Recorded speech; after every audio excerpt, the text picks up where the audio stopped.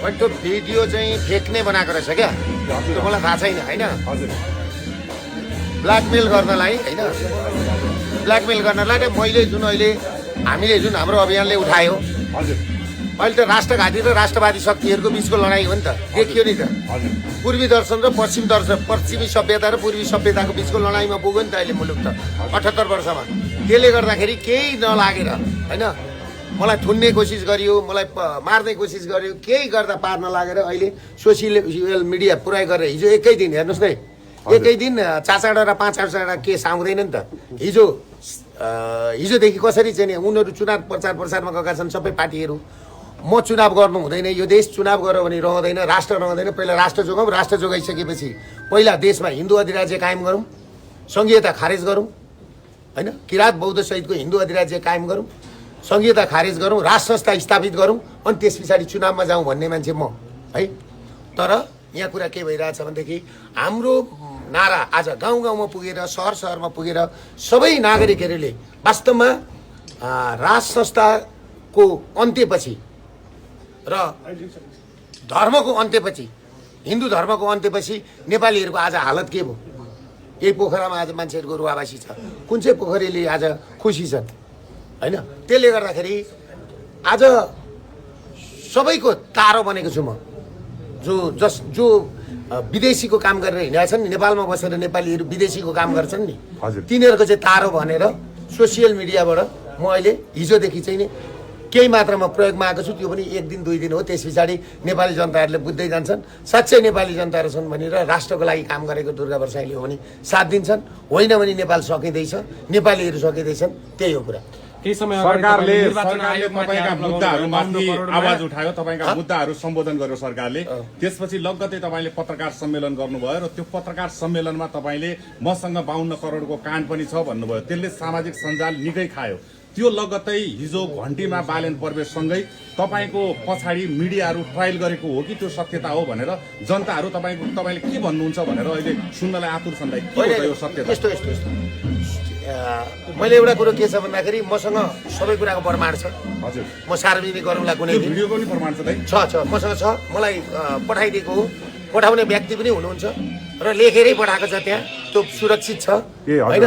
त्यो मेरो फोन हरायो भने हुन्छ भनेर मैले सुरक्षित राखेको छु। कुनै दिन आवश्यक पर्यो भने म देखाइदिन्छु। सरकारले अनुसन्धान गर्न तपाईलाई बोलायो भने म लगेर दिन्छु। म निर्वाचन आयुक्तलाई नै दिन्छु, मलाई त्यसमा आपत्तिको कुरो होइन।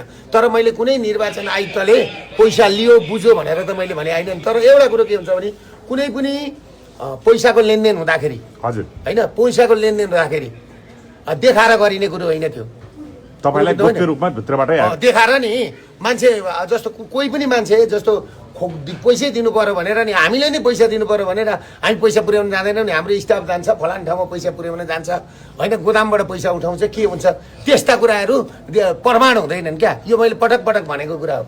घुस लिनेको पनि प्रमाण हुँदैन, दिनेको पनि प्रमाण हुँदैन। घुस भनेको नदेखिकन दिने चिज हो। तर त्यसमा पनि त्यो जुन फोटोमा आएको पैसा छ नि, त्यो त राष्ट्र ब्याङ्कको गोदाम होइन नि। राष्ट्र ब्याङ्कको त भलमा हुन्छ पैसा, घरको गोदामभित्रको पैसा यो यति भनेर निकालेको पैसा छ। निकालेर कहाँ गयो त?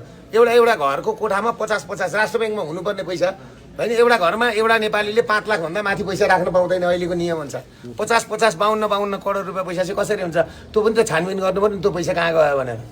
त्यो पठाउने मान्छेलाई कारबाही गर्नु पर्यो नि त हो। त्यसले गर्दाखेरि तपाईँको यी धेरै कुरा खोज्दै जाँदाखेरि धेरै कुराहरू छन्।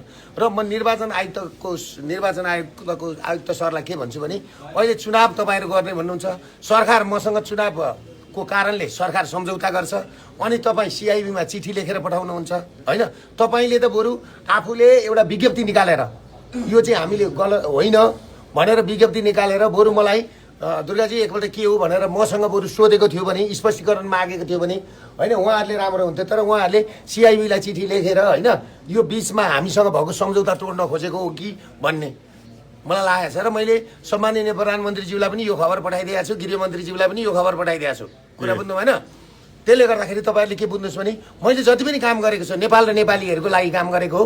मैले विदेशीहरूको लागि म काम गर्दिनँ। अस्ति महाराज धिराजले पनि के भन्नुभयो भने जसले स्वदेशको लागि काम गर्छ जो त्यो स्वदेशी बन्छ, विदेशको लागि काम गर्ने त यहाँ विदेशी बन्छ र भनेर जुन एउटा वक्तव्य आएको थियो नि, पहिला तिमी आफू स्वदेशी बन हजुर। स्वदेश भन होइन, स्वर्ग बनाऊ न आफ्नो देशलाई, आफ्नो देशलाई स्वर्ग बनाऊ।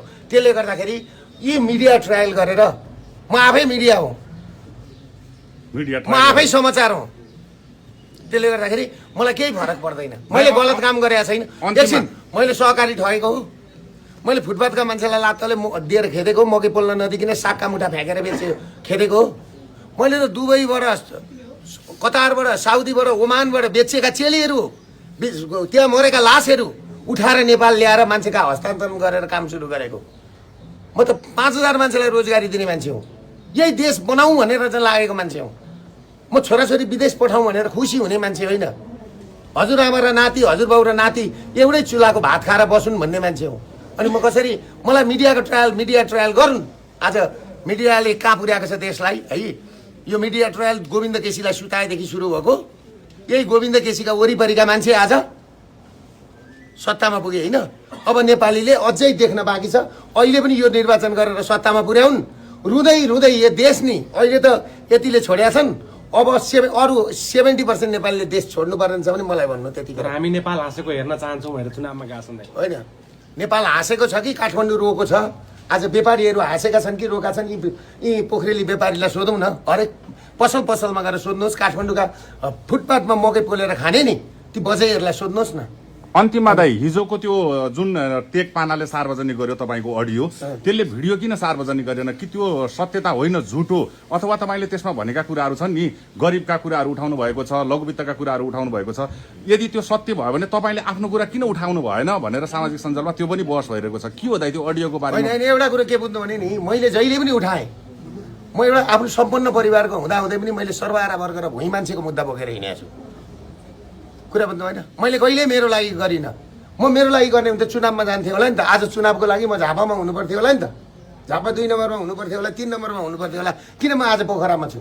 भरे राति म काठमाडौँ पुग्छु।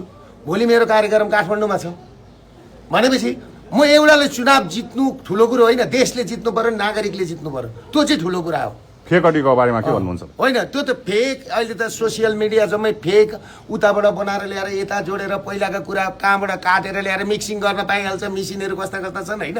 गलत कुराहरू ल्याएर मलाई जुन गरेको छ होइन, त्यो राम्रो गरेको छैन। मैले के लघुवित्तको कुरा, सहकारी कुरा होइन, ब्याङ्क पीडितहरूको कुरा होइन उठाउनु के गलत हो?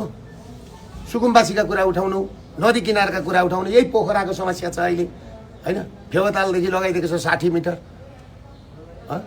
अनि जो मान्छे आउँछ, नयाँ मान्छे आउँदै जान्छन्, अनि त्यहाँबाट मिटर लागू गरिदिँदै जाने, नयाँ कानुन बनाउँदै जाने भने त के हुन्छ मान्छेको? घर भनेको सपना होइन। अनि ती घर बङ आएर डोजर लगाएर भत्काइदिने। त्यसले गर्दाखेरि यी सबै कुराको लागि म तपाईँको चाहिँ स्पष्ट के छु भने, हामी पनि बाँचौँ, अरूलाई पनि बचाउँ। पहिला राष्ट्र जोगाउँ, हिन्दू राष्ट्र ल्याउँ, राज संस्था ल्याउँ, अनि चुनावमा जाउँ न। म पनि जान्छु चुनावमा। मिडिया ट्रायल त यस्तो पनि त, आज दलहरू उनीहरूसँग प्रतिस्पर्धा गर्न सकेन नयाँसँग। राइटमा पनि पश्चिमा, लेफ्टमा पनि पश्चिमा हो नि त। आज घन्टी र नेपाली काङ्ग्रेसको अहिले नयाँ फुटेको है, दुइटै हो नि त। हिजो गोविन्द केसी बोक्ने त झुन्ड गगन थापादेखि लिएर अझ त्यहाँ गिरिराज पनि पोखरेल पुगेका छैनन्। योगेश भट्टराई पुग्न बाँकी छ होइन। मैले भने त बालेन, कुलमान, रवि, गगन यी सबै एउटै पैसाका दुईपट्टिका सिक्का हुन्। यता पल्टाउँदा पनि अब पश्चिमाको, उता पल्टाउँदा पनि पश्चिमाको, त्यही बनाएको। र कम्युनिस्टलाई सक्ने, अब बुझ्नुहोस् आजदेखि कम्युनिस्ट सक्ने नेपालबाट, अनि त्यहाँबाट प्रतिपक्ष पनि आफ्नो, पक्ष पनि आफ्नो बनाएर हिजो गठबन्धन गराएको थियो कम्युनिस्ट काङ्ग्रेसलाई। अब चाहिँ दुइटै आफ्ना पार्टीलाई। यी त तपाईँको पुराना घोडा जब बुढो हुन्छ नि, अनि उमेरको घोडा फेरेको मात्रै हो। र अलिकति काम नलाग्ने भयो कम्युनिस्ट नामको घोडो, त्यसलाई पुरै साइड लगाउन खोजेको। त्यसबाट पनि राम्रा मान्छे छानेर ल्याउने, यति हो। ल आजको कार्यक्रम के को लागि आह्वान गरिएको होइन? हाम्रो लघुवित्त, सहकारी, ब्याङ्क पीडित, साथै यो देशमा चुनावको आवश्यक छैन। जनताहरूलाई, जनजनलाई बुझाउनलाई। हस्, धन्यवाद।